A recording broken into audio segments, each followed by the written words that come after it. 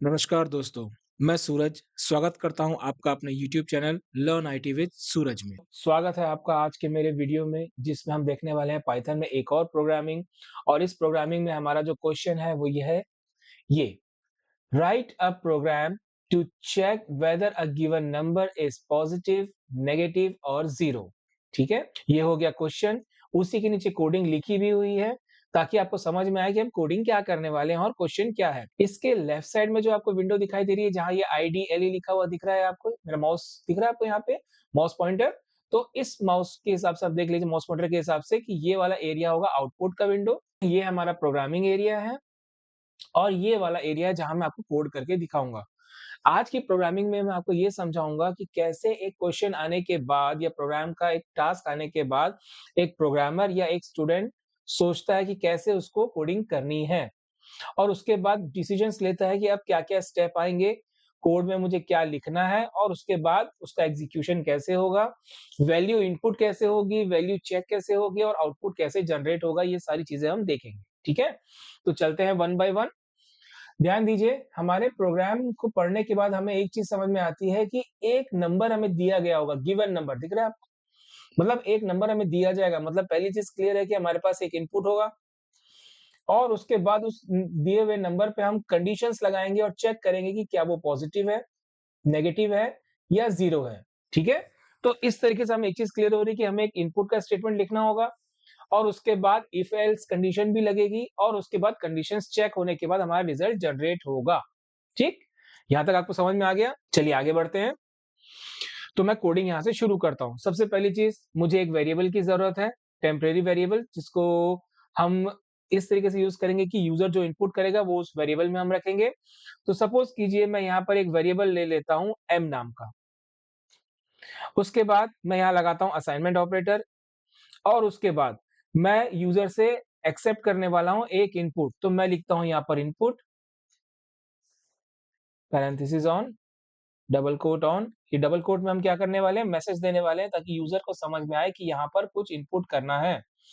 तो हम लिखते हैं एंटर योर नंबर। ये एक मैसेज हो गया।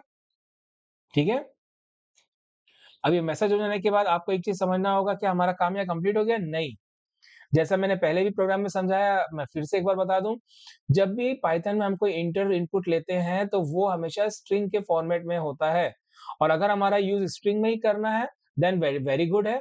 लेकिन यहाँ पर हमें क्या करना है, हमें नंबर पॉजिटिव नेगेटिव चेक करना है, तो वो स्ट्रिंग में नहीं हो पाएगा। तो पहले मुझे इस डेटा जो आने वाला इनपुट है उसके डेटा के टाइप को चेंज करना होगा। और किस टाइप में चेंज करना होगा? मुझे चेंज करना होगा न्यूमेरिक टाइप में। अब न्यूमेरिक टाइप के लिए हमारे पास क्या ऑप्शन अवेलेबल है? उसके लिए हम अपने इस कोडिंग एरिया में स्टार्टिंग में आएंगे, ये इंट के पहले, ये जो आपको इनपुट दिख रहा है इसके पहले, और उसके बाद हम यहाँ पर टाइप करेंगे इंट पैरेंथेसिस ऑन और उसके बाद ये इनपुट का पूरा स्टेटमेंट हम इस पैरेंथेसिस के अंदर क्लोज कर देंगे। अब हमने क्या किया यहाँ पर, हमने एक इनपुट फंक्शन की हेल्प से यूजर से इनपुट लिया और जो भी इनपुट आया जो कि स्ट्रिंग के फॉर्मेट में था उसको इंट में कन्वर्ट किया और उसके बाद उसको एम में स्टोर करा दिया टेम्पररी, कुछ समय के लिए, जब तक ये प्रोग्राम चालू है सिर्फ तब तक के लिए। आई होप आपको समझ में आ गया होगा। तो इस तरीके से इस लाइन की वजह से हमारा ये वाला स्टेटमेंट क्वेश्चन का जो है, देखिए गिवन नंबर, ये वाला लाइन कंप्लीट होता है इस स्टेटमेंट में कि हमें वो नंबर मिल गया। अब अगला क्वेश्चन में अगला पॉइंट क्या बोलता है, चेक करो इज पॉजिटिव नेगेटिव और जीरो। मतलब अब मुझे यहाँ पर क्या करना होगा, चेकिंग करनी है। तो चलिए, चेकिंग के लिए हमें मालूम है कि हमें क्या करना होता है, हमें लगाना होता है इफ एल्स, क्योंकि डिसीजन मेकिंग उसी में होती है। चलिए नेक्स्ट लाइन पे आते हैं और चेक करते हैं। तो मैं यहाँ लगाता हूं इफ, थोड़ा सा स्पेस देते हैं, एम। अब सोच के देखिए, कोई नंबर पॉजिटिव कैसे माना जाता है मैथ्स में? कोई भी नंबर पॉजिटिव तब होता है जब वो वैल्यू जीरो से बड़ी हो। अगर जीरो पर है तो जीरो ही कहलाएगी। ठीक है ना, पहली चीज तो ये क्लियर हो गई। लेकिन अगर कोई वैल्यू जीरो से बड़ी है, जैसे वन, टू, थ्री और सो ऑन, जितने भी ऊपर के लिए वैल्यू है वो सब कहलाती है पॉजिटिव। तो हमारी कंडीशन कहती है कि अगर आने वाली वैल्यू जो कि हमने एम में रखी हुई है, ये एम में अगर वो वैल्यू जीरो से बड़ी है तो हमारे पास ऑपरेटर है यहाँ पर ग्रेटर देन ऑपरेटर। ठीक, किससे बड़ी है? जीरो से।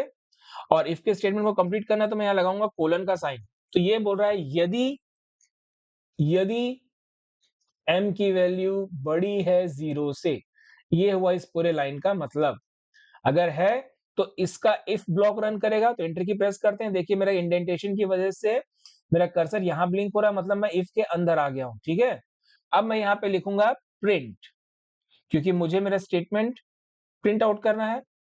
और प्रिंट आउट में मैं लिखूंगा डबल कोट में द नंबर इज पॉजिटिव, ये रहा पॉजिटिव। ठीक है, ये कैसे हो गया? क्योंकि जो वैल्यू m में रखी गई है वो 0 से बड़ी है, तो ये हो गया पॉजिटिव। तो इस तरीके से हमने अपने क्वेश्चन का पहला वाला जो पार्ट था ये कंप्लीट कर लिया। लेकिन दूसरा पार्ट बचा हुआ है नेगेटिव का। तो नेगेटिव किस में चेक करना है? इसी सेम m के लिए ही चेक करना है। मतलब इस कंडीशन को हम छोड़ नहीं सकते, मतलब हमें इफ के साथ इसका एक और पार्ट लेना पड़ेगा जिसको हम बोलते हैं इससे जुड़ा हुआ पार्ट। अब वो एल्स भी हो सकता है या दूसरी चीज भी हो सकती है। तो एक चीज सोच के देखिए, अगर यहाँ नेगेटिव ही तक लेना होता, पॉजिटिव या नेगेटिव, तो मैं इफ और एल्स से या फिर कुछ और तरीके से काम चला सकता था। लेकिन आप ध्यान दीजिए यहाँ पे positive, negative and zero, 3 point देखने हैं। मतलब मैं इफ की कंडीशन को आगे बढ़ाऊंगा और उसके बाद एक और स्टेप आगे बढ़ेगा जो जीरो को भी चेक करेगा, राइट? तो इस बेस पर हमारे पास सिंपल इफ से काम नहीं चलेगा, इसलिए अब मैं लूंगा इफ एलिफ लेडर। ठीक है, तो हम क्या करते हैं, हम यहाँ पर आते हैं, एंट्री की प्रेस करते हैं और बैक स्पेस दबाते हैं ताकि हम इफ के एलिफ पार्ट में जा सके। तो मैं यहाँ लिखता हूं एल इफ, एलिफ समझ में आ गया। अब ब्लैंक स्पेस देते हैं और फिर लिखते हैं m इज लेस देन 0। अब इसका मतलब क्या समझ में आ रहा है? पहले स्टेटमेंट कवर कर लेते हैं कोलन से। ओके, अब बताइए। फर्स्ट लाइन में था यदि m बड़ा है 0 से तो द नंबर इज पॉजिटिव, और एलिफ में बोल रहा है यदि m की वैल्यू छोटी है 0 से तो क्या होगा? 0 से कोई वैल्यू छोटी हो तो क्या होता है? तो वो नेगेटिव होता है, क्योंकि 0 से जो छोटी चीजें होती है वो होती है -1, -2, -3, -4। याद आ रहा है? तो ये हो गई नेगेटिव। तो इस तरीके से अब हम इसकी बॉडी में जाएंगे एंटर की प्रेस करके और यहां टाइप करेंगे प्रिंट पैरेंथेसिस ऑन, और उसके अंदर डबल कोट के अंदर लिखेंगे द नंबर इज नेगेटिव। देख लीजिए, हमने लिख दिया द नंबर इज नेगेटिव। हो गया, ये स्टेटमेंट यहां कंप्लीट हो गया। लेकिन अभी एक चीज बची हुई है। क्यों? क्योंकि हमने पॉजिटिव चेक करा लिया अपने कोड में, नेगेटिव चेक करा लिया, क्या बच गया? क्वेश्चन में जाके देखिए जीरो। अब जीरो के लिए क्या करेंगे? देखिए, या तो वैल्यू पॉजिटिव हो सकती है या तो नेगेटिव हो सकती है, और अगर ये दोनों ही ना हुई तो क्या होगा? तो डेफिनेटली वो वैल्यू क्या होगी? जीरो ही होगी। होगी कि नहीं होगी? और अगर आपको लगता है कि जीरो नहीं होगी, कुछ और होगी, आपको कंडीशन चेक करनी, तो आप एक और एलिफ लगा सकते हैं यहाँ पर। ठीक है, फिलहाल मैं एल्स कराकर इसको जीरो की जगह कंडीशन चेक करवा लेता हूं। कैसे होता है ये देखिए, मैं एंट्री की दबाता हूं, बैक स्पेस दबाता हूं, else colon sign, enter, print, और यहां पर मैं दे देता हूं डबल कोट के अंदर द नंबर इज जीरो। क्या आपको यहां समझ में आ गया? ठीक है, अब जरा इस क्वेश्चन को पढ़िए एक बार और इसकी कोडिंग को देखिए एक बार। ठीक है, write a program to check whether a given number is positive, negative और जीरो। तो वो जो गिवन नंबर की बात हो रही है उसके लिए हमने स्टेटमेंट लगा दिया m equals to int input enter the number. तो ये लाइन कंप्लीट हो गई कि जिसकी वजह से हमें इनपुट मिल जाएगा प्रोग्राम में। अब इसके बाद इस इनपुट को हम चेक करवा रहे हैं क्या वो पॉजिटिव है, तो हमने लिखा इफ m ग्रेटर देन 0, मतलब वो पॉजिटिव होगा, वैल्यू 0 से बड़ी है तो प्रिंट करवाया हमने print the number is positive. और अगर वो पॉजिटिव नहीं है तो अगली क्या चेक करना? नेगेटिव के लिए। तो हमने इफ की कंडीशन को कंटिन्यू रखते हुए लिखा एलिफ, और एलिफ में मैंने चेक करवाया एलिफ क्या m की वैल्यू लेस देन है 0 से। तो हाँ भाई, लेस देन अगर होगी तो ये वाला स्टेटमेंट रन करेगा जिसके अंदर बॉडी में लिखा हुआ है print the number is negative. और उसके बाद अगर इफ और एल्स दोनों ही फॉल्स हो जाए तो इन दोनों के फॉल्स होने पर ये स्टेटमेंट अपने आप ट्रू हो जाएगा, जिसको बोलते हैं एल्स स्टेटमेंट। और ये जो एल्स स्टेटमेंट है इसकी बॉडी में लिखा है प्रिंट द नंबर इज 0। अब आप सोच के देखिए कि जिस तरीके से हमने ये कंडीशंस को चेक करवाया है, इस तरीके से आपकी थिंकिंग कब बनेगी? ये तब बनेगी जब आपके अंदर एक्सपीरियंस आ जाएगा कोडिंग करने का। तो आप इस चीज़ से डरिए मत। आप कोडिंग करते रहिए, प्रैक्टिस करते रहिए, इस टाइप का माइंडसेट अपने आप डेवलप होने लगता है। ठीक है? तो एक काम करते हैं, ये प्रॉपर्ली प्रोग्राम काम कर रहा है कि नहीं कर रहा है, एक बार एग्ज़ीक्यूट करके देख लेते हैं। अब याद करके बताइए, हमने कोडिंग लिखने के बाद मैंने आपसे कहा है जब भी एग्ज़ीक्यूट करना होता है या फिर रन करना होता है तो पहला काम क्या करना चाहिए? मैं आपसे ये सब चीज़ें पूछता रहूँगा ताकि आपको समझ में आए कि हर बार वो चीज़ क्या करनी होती है, स्टेप बाय स्टेप, ठीक है?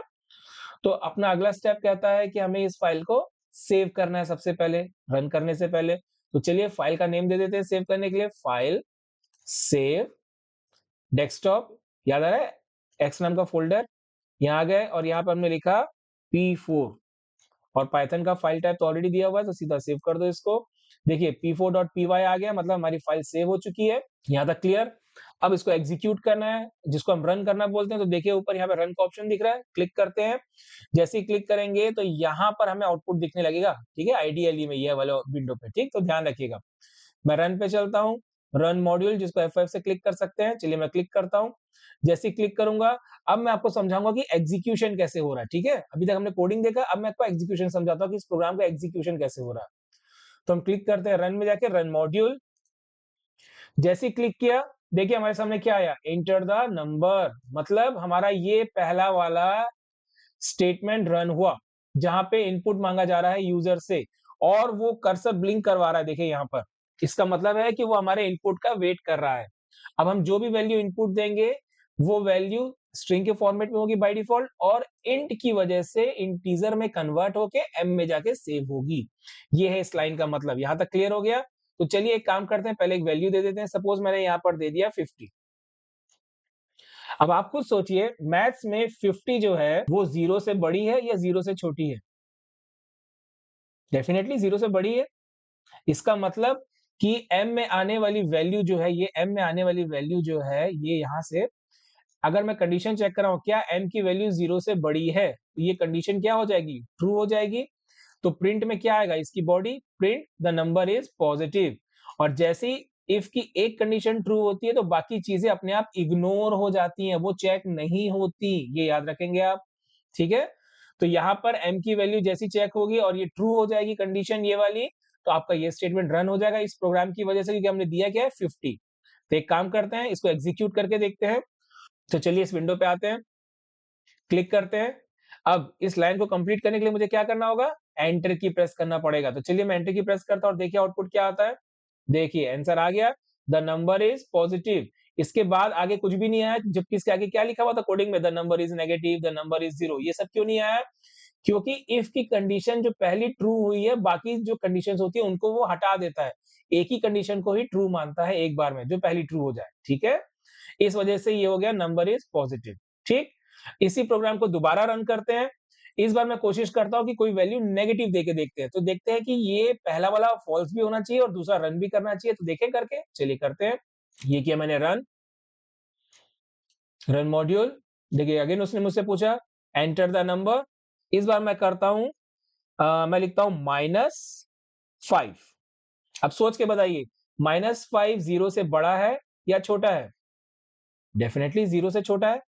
मतलब जब ये -5 इंटीजर में कन्वर्ट होके m में जाएगा और उसके बाद कंडीशंस चेक होनी शुरू होंगी, तो सबसे पहला स्टेटमेंट मिलेगा, क्या m की वैल्यू बड़ी है 0 से?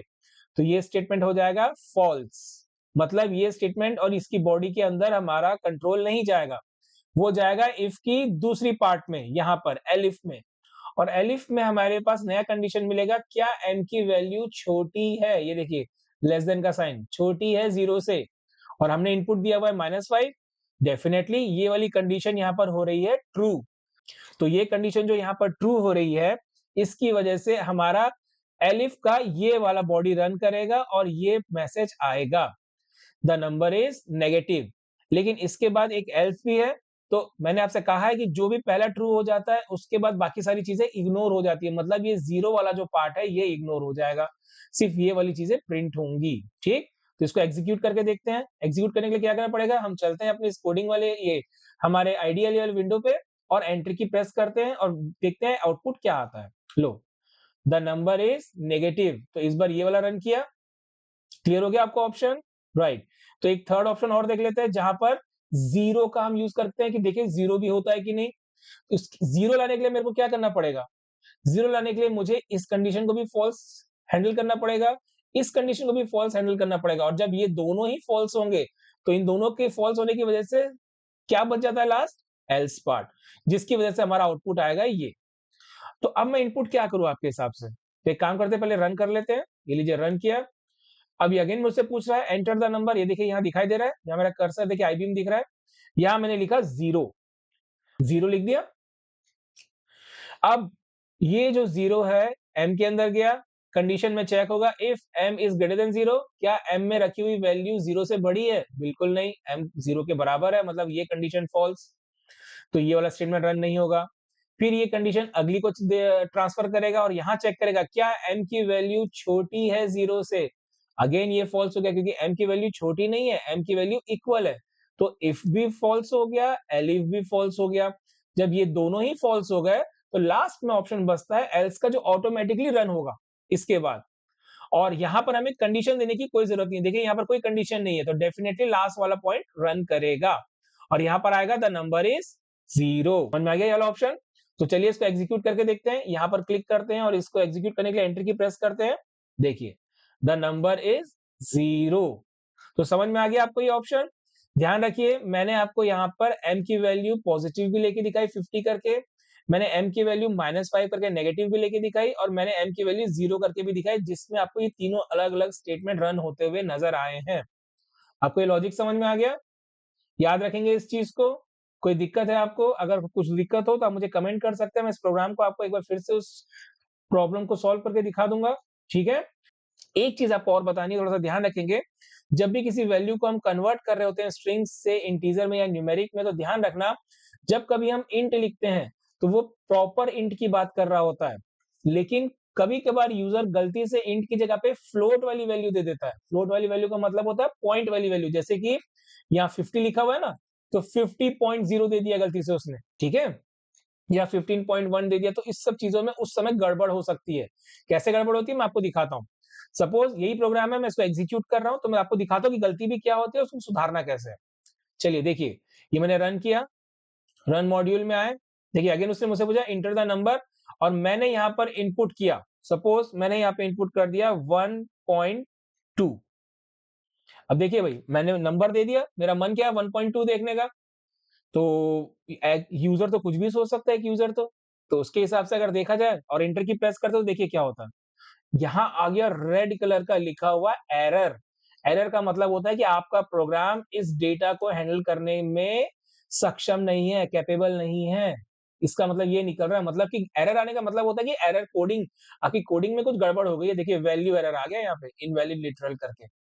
इसका रीजन ये है कि स्ट्रिंग से इंटीजर में लाने के लिए इंट तो है, लेकिन आपने वैल्यू दे दी फ्लोट की। अब क्या करें, तो ऐसा कुछ रास्ता निकाला जाए जिसमें इंट और फ्लोट दोनों ही काम कर जाएं। तो बेस्ट वे ये होता है कि मैं अगर इंट की जगह पर यहां पे लिख दूं फ्लोट, ये मैंने फ्लोट लिख दिया, बस इतना ही करना है।